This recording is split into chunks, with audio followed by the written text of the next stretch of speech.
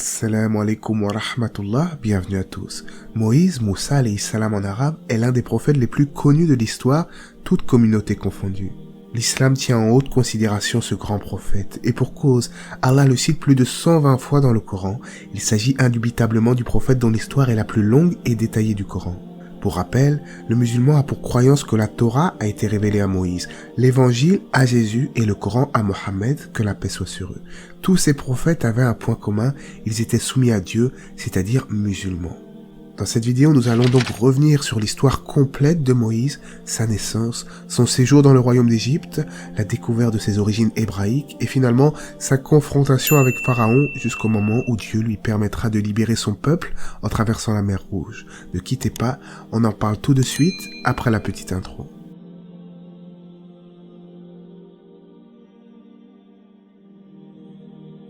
Nous sommes dans l'Égypte ancienne, à l'époque où les rois d'Égypte étaient nommés les pharaons. Le pharaon détenait le pouvoir absolu sur tout son peuple, considéré comme tout puissant. Chef militaire, juge suprême, il assurait même le pouvoir religieux. La plupart des pharaons étaient polythéistes et adoraient plusieurs divinités égyptiennes, en plus de se considérer parfois eux-mêmes comme dieux. Le pharaon de l'époque de Moïse est selon toute vraisemblance Merneptah, mais ce sujet a été traité dans la vidéo « Qui est le pharaon ?» cité dans le Coran et je mettrai le lien à la fin de celle que vous regardez actuellement.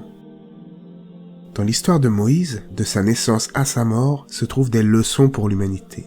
La décision prise par sa mère nous apprend qu'il faut savoir placer sa confiance en Allah. Moïse naquit durant une année où les fils des enfants d'Israël devaient être mis à mort dès leur naissance, et cela sur ordre de Pharaon. Pourquoi cela, me dira-t-on?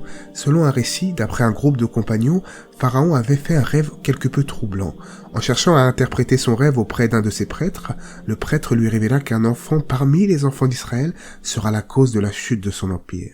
Et c'est pour cette raison que Pharaon donnera l'ordre de tuer tous les nouveau-nés étant de sexe masculin. L'ironie du sort est que le garçon qui ruinera son empire despotique n'est autre que Moïse, qu'il va lui-même recueillir chez lui avec sa propre épouse Assia, mais nous y reviendrons. Imaginez-vous un peu la terreur que devait vivre chaque femme enceinte dans de telles conditions. La grossesse n'était même plus un événement à célébrer, mais plutôt une source d'anxiété et d'angoisse. Les soldats de Pharaon parcouraient les rues et s'introduisaient dans les maisons à la recherche de femmes enceintes pour leur arracher de force leur bébé. Et c'est pourquoi la mère de Moïse dissimula sa grossesse du mieux qu'elle le pouvait. C'est dans cette atmosphère inquiétante que Moïse vint au monde, un garçon. Le cœur de ses parents dut sauter de joie et de peur simultanément. Qu'allait-il bien pouvoir faire? Comment allait-il pouvoir cacher leur nouveau-né? La mère de Moïse était une femme pieuse, qui craignait Allah, alors, en ce moment de désespoir, elle se tourna vers lui et Dieu lui inspira ce qu'elle devait faire. Alors nous révélâmes à la mère de Moïse, allaite-le, et quand tu craindras pour sa vie, jette-le dans la rivière. N'aie nulle crainte et ne t'afflige pas, nous te le rendrons et ferons de lui l'un de nos messagers. La mère de Moïse venait tout juste de passer plusieurs mois à tenter de dissimuler sa grossesse, et maintenant qu'elle tenait enfin son bébé serré contre elle, Dieu lui demandait de le mettre à la rivière. Et pas n'importe quelle rivière, mais le gigantesque Nil, avec ses courants connus comme étant très violents. Elle dut penser en elle-même que cela équivaudrait à le condamner à mort. Néanmoins, elle décida de placer sa confiance en Dieu et d'accepter ses directives. Elle fabriqua alors un petit panier, y installa son minuscule petit bébé et le déposa sur l'eau. Ibn Kathir rapporte qu'au moment où elle déposa le panier sur l'eau, le courant commença à s'apaiser et va transporter le panier tout doucement. La mère de Moïse donnera l'ordre à sa fille Mariam d'avancer tout doucement à travers les roseaux pour poursuivre le parcours du panier en portant son frère. Le panier contenait Moïse alayhi salam et descendit le cours du Nil, passant tout à fait inaperçu devant les maisons, les bateaux et les gens, et va s'arrêter net devant le palais de Pharaon. Alors qu'un habitant du palais retirait le panier de l'eau, la sœur de Moïse observait la scène, la peur au ventre. La nouvelle dut être cruelle pour sa mère, mais les événements qui suivirent démontrèrent sans l'ombre d'un doute que la promesse de Dieu se réalise toujours. Moïse fut alors amené chez Assia, l'épouse de Pharaon. Contrairement à son arrogant mari, c'était une femme pieuse pleine de compassion. Dieu ouvrit son cœur et lorsqu'elle regarda le bébé qui reposait dans le panier, elle ressentit immédiatement de l'amour pour lui. Il faut savoir qu'elle et son mari avaient été jusqu'à là incapables de concevoir un enfant et ce bébé venait éveiller en elle son instinct maternel. Elle le serra contre son cœur et demanda à son mari de l'accepter au sein de leur famille. Sans doute à contre-cœur, Pharaon accepta l'enfant qui faisait partie du stratagème de Dieu pour assurer la future chute de son empire. Loin de l'abandonner, Dieu fit de Moïse un fils royal d'Égypte, lui apportant le meilleur soutien de tout le pays. Pharaon avait maintenant un fils, qui se retrouvait protégé par la personne même qui aurait voulu sa mort, si seulement il avait su. Allah dit dans le sens du verset, « C'est ainsi que la famille de Pharaon recueillit cet enfant qui, plus tard, allait devenir pour eux un ennemi et une source d'affliction. Certes, Pharaon, Aman et les troupes étaient d'impétinents pécheurs. La femme de Pharaon dit, « Cet enfant sera une consolation pour moi et pour toi, ne le tue pas. Il pourrait nous être utile ou peut-être le prendrons-nous pour fils. » Il ne pressentait rien de ce qui allait advenir. Assia fit venir des nourrices du palais, mais le nourrisson refusa de téter chacune d'entre elles. Cela causa une grande détresse chez elle. L'agitation se répandit dans le palais et les servantes d'Assia s'agitaient autour d'elle, l'esprit si préoccupé par ce problème à régler que nul ne remarqua la présence de la sœur de Moïse, Mariam, parmi elles. La sœur de Moïse prit son courage à deux mains, s'avança pour proposer une solution aux femmes. Elle dit qu'elle connaissait une femme en mesure d'allaiter le nouveau-né et de lui apporter toute l'affection dont il aurait besoin. Étonnamment, on lui dit de ramener cette femme sur le champ. Pourquoi la famille royale aurait-elle suivi le conseil d'une totale inconnue si cela n'avait pas été prévu par le plan de Dieu?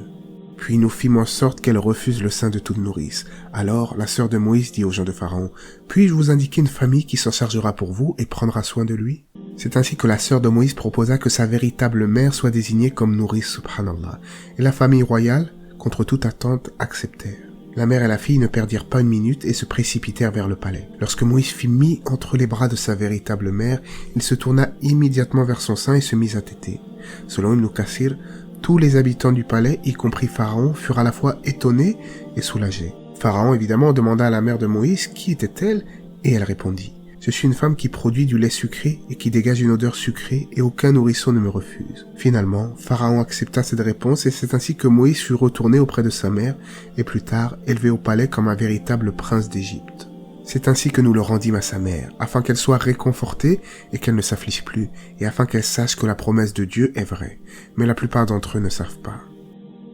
Certains érudits croient que Moïse et sa mère retournèrent chez eux parmi les enfants d'Israël, tandis que d'autres, dont Ibn Kathir, sont plutôt d'avis que Moïse et sa mère vécurent au palais aussi longtemps qu'elle l'allaita et qu'après son sevrage, on lui accorda le privilège de lui rendre régulièrement visite. À ce sujet, le Coran et la Sunna gardent sous silence cette période de sa vie, la jeunesse de Moïse, mais lorsqu'il devint homme, Moïse connaissait probablement ses origines et savait qu'il appartenait au peuple des enfants d'Israël. La Sunna décrit Moïse comme un homme grand, bien bâti et à la peau mate. Son caractère, autant que son physique, sont décrits comme forts. Allah dit dans le sens du verset, « Et lorsqu'il eut atteint sa maturité et sa pleine vigueur, nous lui donnâmes sagesse et savoir. C'est ainsi que nous récompensons les bienfaisants. » De l'histoire de Moïse, nous apprenons que c'était un homme candide. Il avait un franc-parler et se portait volontaire dans la défense des plus faibles de la société. À chaque fois qu'il était témoin d'oppression ou de cruauté, il lui était impossible de ne pas intervenir. Et dans cet environnement où les enfants d'Israël étaient considérés comme des esclaves à la solde de Pharaon, il était tout à fait normal qu'un jour ou l'autre, Moïse désapprouve les agissements de ce tyran. Ibn Kathir relate qu'un jour, alors qu'il déambulait dans la ville, Moïse vit deux hommes en train de se quereller. L'un était israélite et l'autre égyptien. Ils se battaient. L'israélite reconnut alors Moïse et l'appela à son secours. Moïse s'interposa alors et tenta de défendre l'israélite en donnant un puissant coup de poing à l'égyptien. Suite à l'incident, l'égyptien va trouver la mort. Moïse alayhi salam fut submergé de chagrin. Jamais il n'aurait cru être capable de tuer quelqu'un. Soit parce que les rues étaient relativement désertes, soit parce que les gens ne voulaient pas être mêlés à cette histoire, les autorités ne surent pas ce jour-là que Moïse avait été impliqué dans la mort de cet homme. Toutefois, le jour suivant, il vit le même Israélite impliqué dans une bagarre. Il comprit qu'il s'agissait d'un fauteur de troubles, s'approcha de lui pour lui reprocher son comportement. L'Israélite vit Moïse se diriger vers sa direction, prit peur et cria « Vas-tu me tuer comme tu as tué ce misérable hier ?» En entendant cela, son opposant, un Égyptien, tourna les talons et alla directement dénoncer Moïse aux autorités. Plus tard, ce jour-là, une personne vint voir Moïse pour lui dire que les autorités avaient décidé de l'arrêter et qu'elles allaient probablement le condamner à mort pour son crime. C'est l'épisode de la fuite d'Égypte. Moïse quitta immédiatement la ville sans même prendre la peine de retourner chez lui pour prendre des vêtements ou préparer quelques provisions. Il marcha dans le vaste désert en direction de Madian, situé à l'époque entre la Syrie et l'Égypte. Le cœur rempli d'angoisse, il marcha droit devant, terrifié à l'idée de se retourner et de voir des soldats lancer à sa poursuite. Il marcha sans relâche, jour après jour, jusqu'à ce que ses sandales ne s'usent complètement et qu'il se trouve obligé de marcher pieds nus sur le sable brûlant. Éreinté, affamé et presque mort de soif, il se força à poursuivre son chemin. En arrivant à un oasis, Moïse dut se croire à un paradis terrestre en voyant de l'eau et en trouvant une ombre sur laquelle il allait pouvoir se reposer. Mais il n'était pas seul dans cet oasis. En effet, l'endroit était entouré de bergers venus abreuver leurs bêtes. Il prit alors la décision d'aider 2 femmes qui n'arrivaient pas à abreuver leurs bêtes, de peur d'être bousculées par les autres hommes. Allah dit à ce sujet, quand il arriva au point d'eau de Madian, il y trouva un attroupement de gens qui abreuvaient leurs bêtes. Il y trouva également 2 femmes qui se tenaient à l'écart en retenant leur troupeau. Il leur dit, « Que faites-vous ici ?» Elles répondirent, « Nous ne pouvons abreuver nos troupeaux qu'après le départ de ces bergers, notre père est fort âgé. » Alors il abreuva les bêtes pour elles, puis se retira à l'ombre et dit, « Seigneur, j'ai grand besoin de tout le bien que tu pourrais faire descendre sur moi. » Un peu plus tard, une des 2 femmes revint voir Moïse. Avec modestie et timidité, elle dit à ce dernier, « Mon père aimerait vous récompenser pour votre gentillesse et il vous invite donc chez nous. » Moïse se leva, la suivit jusqu'à son père. Une fois sur place, il s'installa avec le vieil homme et lui raconta toute son histoire. Ce dernier apaisa ses craintes et lui confirma qu'il avait bel et bien passé la frontière égyptienne. Il se trouvait actuellement à Madian, à l'abri des autorités qui étaient à ses trousses. Après que Moïse eut été invité à rester en compagnie de la famille, une des filles proposa alors à son père d'embaucher Moïse. Lorsque son père lui demanda pour quelle raison, elle lui répondit qu'il était fort physiquement et digne de confiance. Le vieil homme décida alors d'offrir à Moïse la sécurité et tout le confort dont il avait besoin au sein de sa propre famille et va même lui proposer une de ses filles en mariage à une condition, qu'il travaille pour lui pendant quelques années. Ainsi, Moïse, Moussa alayhi salam, épousa l'une des 2 filles qui l'avait aidé au point d'eau et passa les 10 années suivantes à travailler avec son père et à élever sa propre famille. Sa nouvelle vie était somme toute paisible. Il n'avait pas à endurer les intrigues de la cour égyptienne, ni à assister, impuissant, à l'oppression de tout un peuple, les enfants d'Israël. C'est par la grâce de Dieu que Moïse a réussi à fuir l'Égypte et à se rendre dans cette toute nouvelle contrée où il connut un autre peuple, une nouvelle culture. En effet, les voyages élargissent les horizons d'une personne, lui ouvrent le cœur et l'esprit aux différences, mais aussi aux similitudes entre les divers peuples de la terre, comme il est dit dans le sens du verset, « Ô homme, nous vous avons créé d'un mâle et d'une femelle, et nous avons fait de vous des nations et des tribus, afin que vous fassiez connaissance entre vous. » Durant ce long séjour à Madian, Moïse devint berger. Le prophète Mohammed alayhi salam nous dit dans un hadith que tous les prophètes de Dieu furent bergers à un moment donné de leur vie. Il y a dans cette tâche de garder des moutons de précieuses leçons à retenir. Le berger mène une vie tranquille et essentiellement solitaire, ce qui lui donne énormément de temps pour réfléchir et méditer sur le sens de la vie. Après que Moïse eut complété son service auprès de son beau-père, il commença à avoir le mal du pays. Sa famille lui manquait, de même que sa contrée d'origine, il commençait à avoir de la nostalgie. Même s'il craignait ce qui pouvait lui arriver s'il y retournait, son désir de revoir son pays prit le dessus. Il réunit alors les membres de sa nouvelle famille et entreprit avec eux le long voyage jusqu'en Égypte. Allah dit dans le sens du verset, puis, au terme du délai convenu, Moïse se mit en route avec sa famille. Il aperçut un feu du côté du mont Sinaï. Il dit aux siens, « Attendez-moi ici, j'ai vu un feu au loin. Peut-être en rapporterai-je un renseignement, ou du moins un tison pour que vous vous réchauffiez. » Ainsi, il marcha en direction du feu, et tout à coup, il entendit une voix. « Béni soit celui qui siège au centre du feu et tout autour, et gloire à Dieu le Seigneur des mondes. Ô Moïse, c'est moi Dieu, le Tout-Puissant, le Sage. » Dieu s'adressa à Moïse. Il lui demanda de retirer ses sandales, car il se tenait dans une vallée sacrée, Touwa. Puis, il lui révéla qu'il avait été choisi pour une mission particulière et lui demanda de bien écouter ce qu'il allait lui dire. « En vérité, je suis Dieu, et il n'y a pas d'autre divinité à part moi. Adore-moi donc et accomplis la prière pour m'avoir présent en ta pensée. L'heure viendra certainement, mais je la garderai secrète afin que chaque âme soit rétribuée selon ses efforts. Que celui qui n'y croit pas et qui suit ses propres passions ne t'en détourne pas, sinon tu périras. » Au cours de cette conversation directe entre Dieu et Moïse, la prière fut alors prescrite à lui et ses fidèles. On peut aisément imaginer l'étonnement de Moïse. Il retournait en Égypte, suivant un désir de revoir sa terre natale. Il s'était perdu dans le désert et cherchait des gens pour l'aider à s'orienter. Et là, il aperçut ce qui semblait être un feu, marcha dans sa direction et y trouva la lumière et la voix de Dieu. Moïse étant un berger, il tenait un bâton à la main. Dieu lui demanda alors quel était ce bâton, bien qu'évidemment il connaissait la réponse, et celui-ci répondit « C'est mon bâton sur lequel je m'appuie et qui me sert à effeuiller les arbres pour mes moutons, et j'en fais aussi d'autres usages. » Moïse savait bien que son bâton n'avait rien de particulier, mais Dieu lui demanda de le jeter au sol. Quand Moïse s'exécuta, son bâton se mit à ramper, à s'agiter, il venait d'être transformé en un serpent. Apeuré, Moïse tourna les talons et se mit à courir. Sa réaction était tout à fait normale, mais Dieu voulait retirer ce genre de peur du cœur de Moïse. En effet, il était sur le point d'entreprendre une grande mission très difficile. Il était donc important qu'il le fasse avec une confiance inébranlable en Allah et avec la certitude que son Seigneur allait le protéger à chaque instant. Quand il vit le bâton se tordre comme un serpent, il se tourna aussitôt pour s'enfuir précipitamment. Mais la voix lui dit « Ô Moïse, approche et ne crains rien. Tu es du nombre de ceux qui sont en sécurité. » Allah dit ensuite à Moïse de mettre sa main dans son manteau et de l'en ressortir. Il lui révéla ainsi un autre signe de sa magnificence et de son omnipotence. Plonge ta main dans l'ouverture de la tunique. Elle en sortira d'une blancheur éclatante, mais sans aucun mal.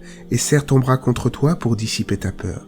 Voilà donc 2 preuves de ton Seigneur pour Pharaon et ses notables. Ce sont vraiment des transgresseurs. Dieu avait donc l'intention d'envoyer Moïse chez Pharaon, cet homme qui allait sûrement le condamner à mort.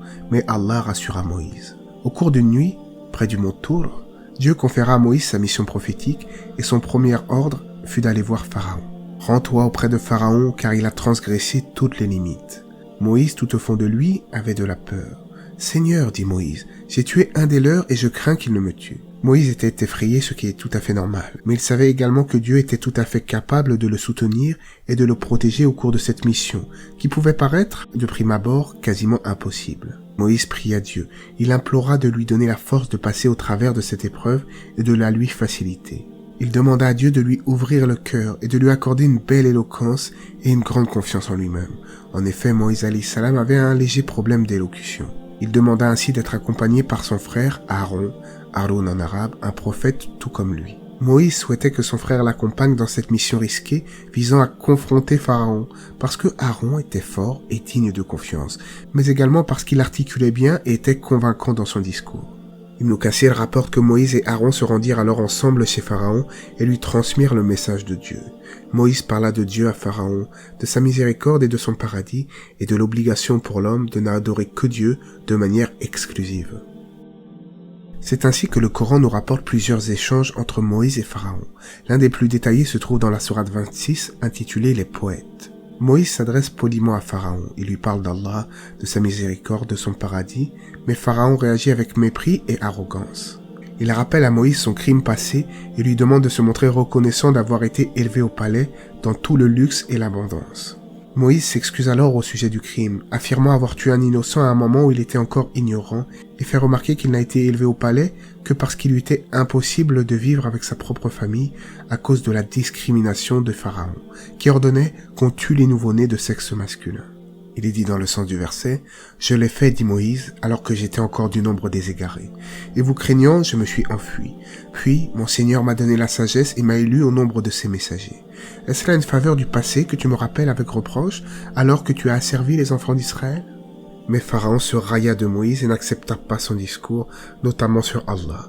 Et ensuite, il lui reprocha de se montrer ingrat et finalement il le menaça.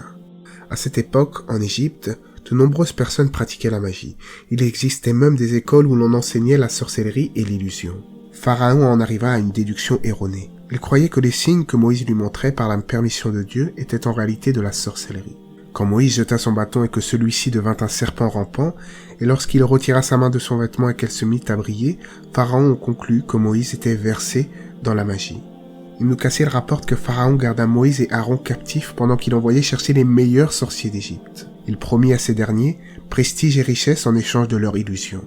C'est alors qu'une sorte de compétition fut organisée entre Moïse et les sorciers. Pharaon avait toute confiance en ces sorciers, convaincu qu'ils étaient imbattables. Il utilisait depuis longtemps leurs services pour influencer le cœur et l'esprit des gens de son peuple et de son entourage. Leurs trucs et leurs illusions l'aidaient à garder ses sujets sous sa domination.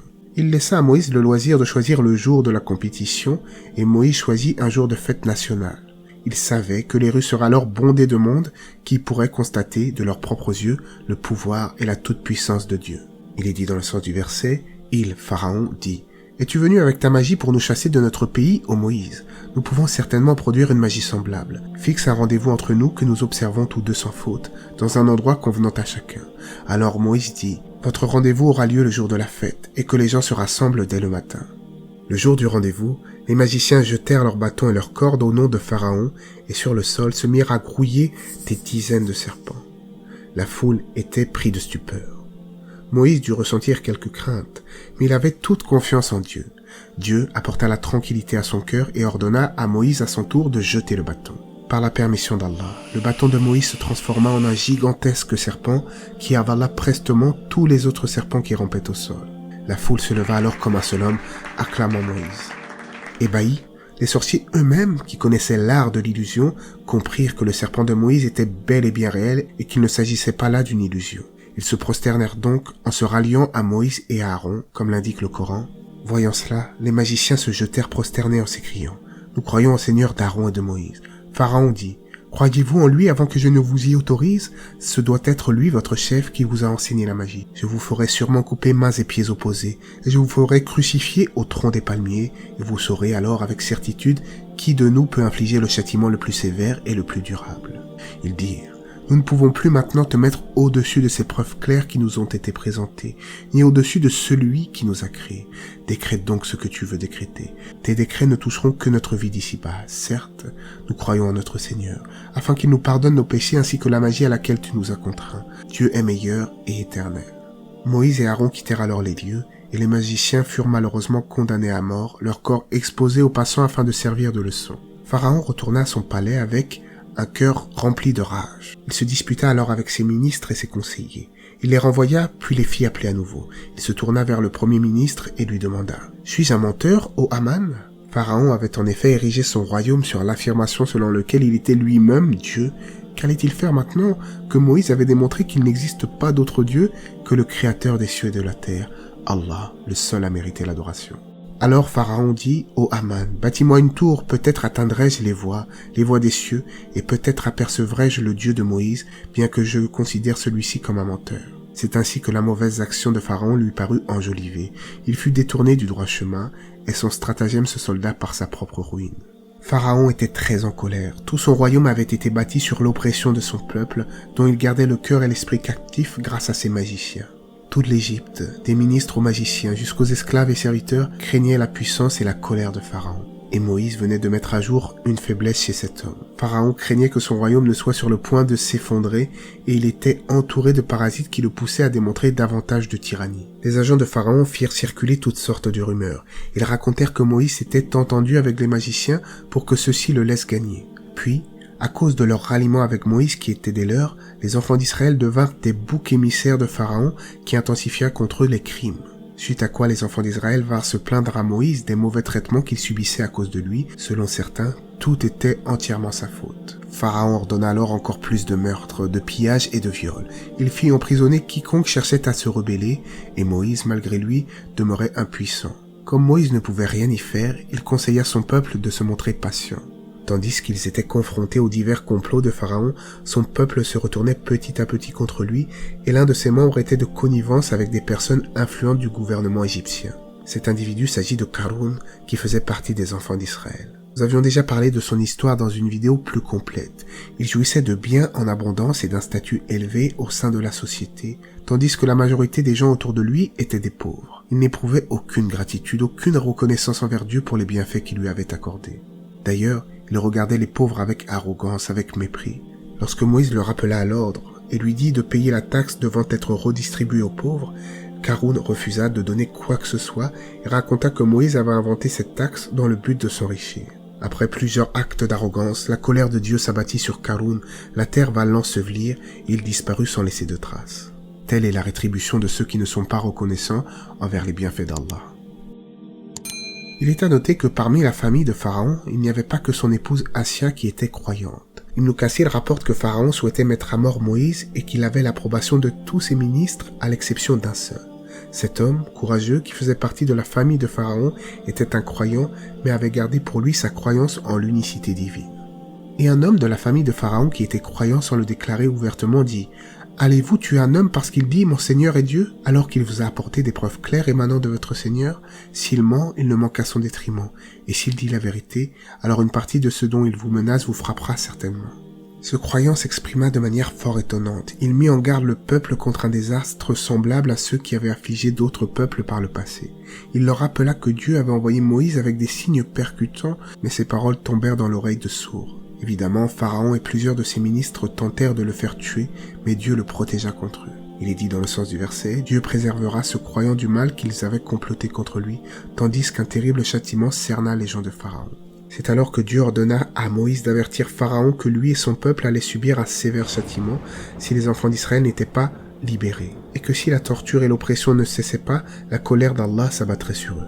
Pour toute réponse, Pharaon ordonna un grand rassemblement réunissant les Égyptiens d'une part et les enfants d'Israël d'autre part. Devant eux, il leur dit qu'il était leur seigneur, et que Moïse n'était rien d'autre qu'un esclave sans aucun pouvoir. Les gens décidèrent alors, en majorité, de croire et d'obéir à Pharaon. C'est alors que les châtiments de Dieu commencèrent à se manifester. Au départ, l'Égypte fut d'abord affligée d'une grande sécheresse. Même les vallées du Nil, toujours verdoyantes et luxuriantes, se mirent à se dessécher. Il n'y avait plus aucune récolte, et le peuple ressentit cela, mais Pharaon demeura encore arrogant. Dieu leur envoya alors un énorme déluge qui dévasta le pays. Les gens, y compris les ministres de Pharaon, firent appel à Moïse. « Ô Moïse, invoque pour nous ton Seigneur en vertu de l'engagement qui te lie à lui. Si tu éloignes de nous le fléau, nous croirons certainement en toi et laisserons partir les enfants d'Israël avec toi. » La terre se calma alors et les champs furent à nouveau cultivables, mais les enfants d'Israël demeurèrent toujours opprimés, les Égyptiens ne tenirent pas leurs promesses. Dieu envoya alors sur l'Égypte des nuées de sauterelles qui dévorèrent tout sur leur passage. De nouveau, des gens allèrent voir Moïse pour implorer son aide. Encore une fois, Dieu fit disparaître les sauterelles, mais le sort des enfants d'Israël ne changeait pas. Alors, il infesta de poux le peuple égyptien et fit suivre ce châtiment par une invasion de grenouilles, qui terrorisaient les gens jusqu'à dans leurs maisons et dans leurs lits. Chaque fois qu'un châtiment de Dieu s'abattait sur eux, les gens imploraient Moïse de demander l'aide de son Seigneur, et à chaque fois, ils promirent de libérer les enfants d'Israël, mais ils manquèrent à leur promesse. Puis, le dernier signe de la colère de Dieu apparut, l'eau du Nil se transforma en sang. Pour les enfants d'Israël, elle demeura pure et claire, mais pour tous les autres, c'était du sang, ils n'arrivaient même pas à boire. C'était du sang rouge vif et épais. Mais même après cette série de fléaux, les enfants d'Israël ne furent toujours pas libérés. Pharaon, de même que la majorité du peuple d'Égypte, s'obstinait à nier l'évidence et à ne pas croire que ces fléaux étaient des signes de la colère de Dieu. Plus d'une fois, ils firent appel à Moïse et trahirent leur engagement comme nous avons vu. Dieu ordonna alors à Moïse de guider son peuple hors d'Égypte.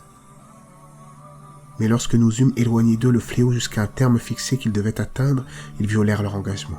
Alors, nous les rétribuâmes en conséquence. Nous les noyâmes dans la mer pour avoir rejeté nos révélations et n'y avoir point prêté attention.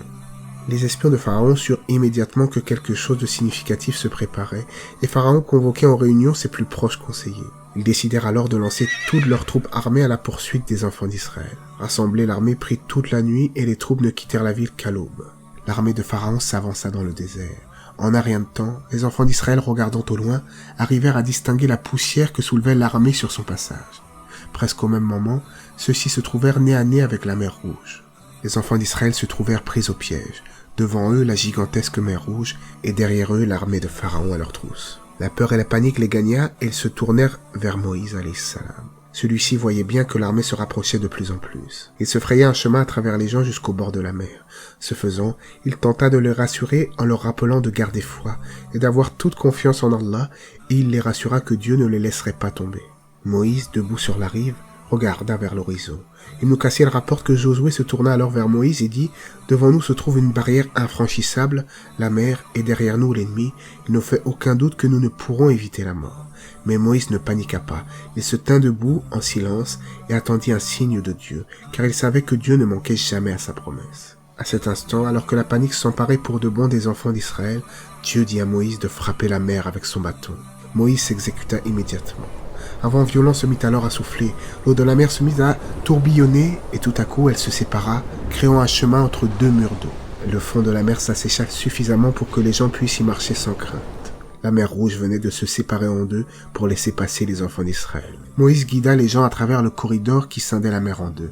Il attendit que la dernière personne se soit engagée dans le passage pour se retourner et voir l'armée de plus en plus proche. Il s'engagea à son tour.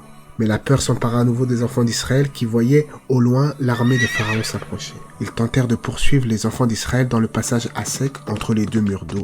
Mais même si les armées de Pharaon le suivaient dans le passage pratiqué dans la mer, ils furent anéantis, comme il est dit dans le sens du verset. Et nous fîmes traverser la mer aux enfants d'Israël.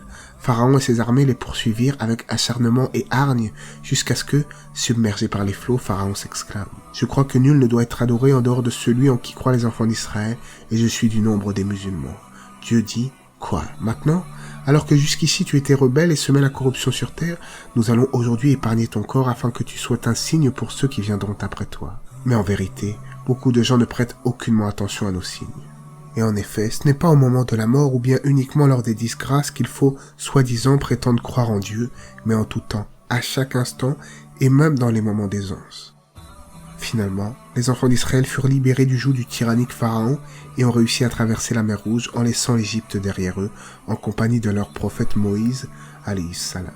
Malheureusement, il y a à redire sur la reconnaissance de certains parmi les Israélites. Les enfants d'Israël croyaient en Dieu. Ils venaient tout juste de voir de leurs propres yeux l'un des plus extraordinaires miracles, l'un des plus grands miracles de la puissance de Dieu, la mer se séparait en deux pour leur permettre de fuir les troupes du despote. Dieu avait favorisé les enfants d'Israël. Lorsqu'ils eurent besoin d'eau potable, Dieu ordonna à Moïse de frapper une pierre de son bâton, ce qui fit jaillir 12 sources d'eau pour que chacune des tribus d'Israël puisse s'en abreuver. Dieu leur envoya également des nuages pour les protéger du soleil brûlant, et pour assouvir leur faim, il leur fit descendre la manne et l'écaille. Malheureusement, en dépit de toute cette générosité de Dieu, plusieurs d'entre eux se plaignirent et exigèrent de la nourriture à laquelle ils étaient habitués dans le royaume d'Égypte, comme par exemple des oignons, de l'ail ou des lentilles. Moïse sermonna alors son peuple et lui rappela qu'il venait tout juste de quitter une vie d'oppression et d'humiliation. Il demanda alors pourquoi elle se plaignait alors que Dieu lui octroyait les meilleures nourritures. Moïse dit alors: « Voulez-vous échanger le meilleur pour le pire? Descendez donc dans n'importe quelle ville, vous y trouverez certainement ce que vous demandez. » Tandis que les enfants d'Israël poursuivirent leur chemin vers la terre promise, Dieu leur facilitait leur voyage. Mais c'était un peuple totalement brisé et certains d'entre eux vont commettre des actes très répréhensibles. Quand Moïse leur ordonna d'entrer dans une ville et de renverser les Cananéens, ils refusèrent par peur et désobéirent à l'ordre de Dieu. Ibn Kassir rapporte que Moïse ne trouva pas plus de 2 hommes prêts à combattre. Il est dit à ce sujet dans le Coran, il dit: « Seigneur, je n'ai de pouvoir que sur moi-même et mon frère. Juge donc entre nous et ce peuple de transgresseurs. » Leur Seigneur dit: « Pour cela, ce pays leur sera interdit pendant 40 ans, durant lequel ils erreront sur la terre confus. Ne te chagrine donc pas pour ce peuple de transgresseurs. » Condamnés à l'errance, chaque jour était semblable au précédent et les gens voyageaient sans destination précise. Puis, ils entrèrent dans le Sinaï, que Moïse reconnut directement, c'était le lieu où Dieu lui avait parlé tout juste avant qu'il ne rentre en Égypte. Cette fois, Dieu ordonna à Moïse de jeûner, comme moyen de purification pour 30 jours, auquel il ajouta 10 jours. Lorsque son jeûne fut achevé, Moïse fut à nouveau prêt à communiquer avec Dieu. C'est alors qu'Allah révéla à Moïse la Torah sur des tablettes de pierre. Ainsi, Moïse s'était absenté, c'est-à-dire éloigné de son peuple, 40 jours durant. As-Samiri, un homme malveillant, suggéra alors au peuple des enfants d'Israël, pendant l'absence de Moïse, de prendre un nouveau guide. Il leur dit: « Pour être bien guidé, vous avez besoin d'un Dieu, et je peux vous en trouver un. » C'est alors qu'il recueillit tous les bijoux en or des gens et les fit fondre. Et durant le moulage, il jeta dans le mélange une poignée de poussière comme le font les sorciers. Afin d'impressionner les ignorants, avec le métal fondu, il façonna ainsi le veau d'or. Ils crurent avoir réussi à créer un véritable Dieu vivant. Le frère de Moïse, Aaron, qui était avec eux, avait craint de s'opposer à eux et à leur projet, mais quand il vit le veau et qu'il réalisa la gravité du péché qu'il commettait, il rappela aux gens qu'ils ne devaient adorer que Dieu seul et sans associé, et les mit en garde contre les conséquences fâcheuses de leur action et contre la colère de Moïse à son retour. Et évidemment, la colère de Dieu lui-même. Ceux qui comprirent à quel point Aaron avait raison se dissocièrent immédiatement des autres. Ils s'en désavouèrent. Quand Moïse revint vers son peuple et qu'il le vit chanter et danser autour du veau d'or, il était très en colère. Dieu dit: « Nous avons mis ton peuple à l'épreuve durant ton absence. Celui qui vient de Samiri les a égarés. » Moïse retourna donc vers son peuple furieux et l'âme en peine. Il dit: « Ô mon peuple, votre Seigneur ne vous a-t-il pas fait une belle promesse? L'aurez-vous trouvée trop longue à s'accomplir? Ou avez-vous plutôt souhaité que la colère de votre Seigneur s'abatte sur vous en rompant votre engagement envers moi ?» Moïse demanda à son frère Aaron comment a-t-il pu laisser se produire une chose pareille, et Aaron de répondre que le peuple ne l'avait pas écouté et l'avait même menacé de le tuer. Aaron n'était pas aussi fort et solide que son frère et il avait craint de perdre tout contrôle sur les enfants d'Israël, c'est pourquoi il a préféré attendre le retour de Moïse. La promesse d'Allah se réalise toujours et son châtiment s'abattit promptement. Moïse confronta Samiri et l'envoya en exil. « Va-t'en, dit Moïse, dans cette vie tu auras à dire à tout le monde, ne me touchez pas. Il y aura pour toi, dans l'autre vie, un rendez-vous que tu ne pourras manquer. Maintenant, regarde ta divinité que tu as adorée de façon assidue, nous la brûlerons certes, et ensuite, nous disperserons ses cendres sur la mer. » Le châtiment qui s'abattit sur les idolâtres fut sévère. Et lorsque Moïse dit à son peuple: « Ô mon peuple, vous vous êtes fait du tort à vous-même en choisissant le veau pour idole. Revenez donc repentant vers votre Créateur, et tuez les coupables parmi vous, cela sera meilleur pour vous auprès de votre Créateur. » Puis, il accepta votre repentir, certes, c'est lui, le pardonneur, le miséricordieux. Dieu est le très miséricordieux et il pardonne beaucoup. Après que les Hébreux se furent débarrassés des idolâtres parmi eux, Dieu accepta leur repentir. Même après leur constante rébellion et leur entêtement, ils furent à nouveau favorisés et préférés par Dieu. Après cela, Moïse choisit 70 hommes parmi les plus pieux d'entre eux et les plus âgés des enfants d'Israël. Formant une délégation avec eux, il retourna au mont Tour afin que tous puissent se repentir de leurs péchés. Sur place, alors que Moïse s'entretenait avec Allah entouré d'un nuage à basse altitude, ils l'attendirent en retrait. Lorsque Moïse revint vers eux, plutôt que de se montrer repentant et d'implorer le pardon d'Allah, 70 hommes dirent à Moïse qu'ils ne croiraient pas vraiment en lui avant d'avoir vu Dieu de leurs propres yeux. « Ô Moïse, nous ne croirons en toi que lorsque nous aurons vu Dieu clairement. » Alors la terre se mit à trembler. Les 70 hommes furent frappés d'un éclair et tombèrent raidement. Moïse demeura ébahi sans voix. Il se demanda ce qu'il allait bien pouvoir dire aux autres enfants d'Israël. Ces 70 hommes étaient parmi les meilleurs d'entre eux et Moïse sentait à présent qu'il n'y avait plus d'espoir pour son peuple. Il se tourna alors vers Allah comme d'habitude. Seigneur, si tu avais voulu, tu nous aurais détruits depuis longtemps déjà, moi y compris. Vas-tu nous détruire pour ce que des ignorants parmi nous ont fait? Ce n'est là qu'une épreuve de ta part par laquelle tu égares qui tu veux et guides qui tu veux. Tu es notre gardien et protecteur. Alors pardonne-nous et sois miséricordieux envers nous, car il n'est point de pardon qui vaille le tien. Et prescris le bien pour nous ici-bas comme dans l'au-delà. Certes, nous nous tournons vers toi repentants. Alors Dieu dit, je frappe de mon châtiment qui je veux et ma miséricorde embrasse toutes choses. Je la prescrirai à ceux qui me craignent, à qui de la zakat et croient en nos révélations. Dieu est vraiment très miséricordieux et sa miséricorde embrasse toutes choses. Quand Moïse implora Dieu, celui-ci ressuscita les 70 hommes. Des années durant, les enfants d'Israël errèrent dans le désert. Moïse souffrit beaucoup à cause d'eux, il endura mutinerie, agressivité et ignorance, voire même parfois idolâtrie. Et certains lui causèrent même du tort à un niveau beaucoup plus personnel. Il endura tout cela uniquement pour Allah. Puis le prophète Aaron finit par quitter ce monde, ce qui priva Moïse de son plus grand soutien. Malgré cela, il demeura patient et resta dans le désert sans jamais trouver la terre promise. C'est entouré des enfants d'Israël qu'il mourut, entouré de ces gens qui avaient refusé de voir des miracles accomplis tout juste devant leurs yeux. Et pourtant, Dieu, dans sa grande miséricorde, leur avait accordé de nombreuses chances de se repentir. Nous trouvons, parmi les hadiths, le récit de la mort de Moïse en ces termes. L'ange de la mort fut envoyé à Moïse. Lorsqu'il arriva près de lui, Moïse lui donna un coup de poing dans un œil. L'ange retourna vers Dieu et dit, « Tu m'as envoyé à un serviteur qui refuse de mourir. » Dieu répondit, « Retourne le voir et dis-lui de passer sa main sur le dos d'un bœuf. Dis-lui que pour chaque poil qui restera dans sa main, une année supplémentaire lui sera accordée. » Apprenant cela, Moïse dit, « Ô Seigneur, qu'arrivera-t-il après cela ?» Dieu lui dit, « Après la mort. » Alors Moïse répondit, « Laisse-la venir maintenant. » Puis Moïse demanda à Dieu de le faire mourir près de la terre sainte afin qu'il ne soit qu'à 2 pas d'elle. Telle était l'histoire du prophète Moïse Moussa alayhi salam.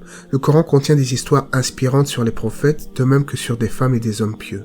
L'histoire de Moïse revient dans plusieurs sourates et versets et cette histoire nous enseigne que Dieu est très miséricordieux, qu'il pardonne beaucoup et qu'il faut justement être reconnaissant pour ses innombrables bienfaits. Ne soyons pas comme ce Qaroun qui a fait de sa richesse le centre de ses préoccupations au point d'en devenir arrogant et d'être violent et injuste envers les autres. Ne soyons pas comme Pharaon qui opprimait les gens et reniait son Créateur. Et enfin, ne soyons pas comme certains parmi les Hébreux qui n'ont pas été reconnaissants envers Dieu, qui les a délivrés pourtant du joug de Pharaon. Suivons plutôt les traces des prophètes et des envoyés d'Allah, car notre Créateur ne nous a pas laissé livrer à nous-mêmes à nos propres questions existentielles. Il nous a envoyé des guides et des révélations. Allah c'est mieux. J'espère que l'histoire de Moussa, Moïse alayhi salam vous aura intéressé et que cela vous aura permis d'en tirer des leçons. N'hésitez pas à aimer la vidéo, à vous abonner ou partager cette dernière. Que la paix et les bénédictions d'Allah soient sur le prophète, sa famille et ses compagnons.